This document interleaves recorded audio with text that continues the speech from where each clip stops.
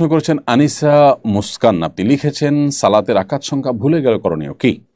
সালাতে যদি আপনি রাকাত সংখ্যা ভুলে যান তাহলে সেক্ষেত্রে আপনার করণীয় হবে যে দেখতে হবে যে আপনার কোনো একটা দিকে মন বেশি টানে কিনা। ধরুন আপনি দ্বিতীয় নাকি তৃতীয় রাকাতের মধ্যে আছেন, অথবা তৃতীয় নাকি চতুর্থ রাকাতের মধ্যে আছেন, এটা নিয়ে আপনার ডাউট হচ্ছে।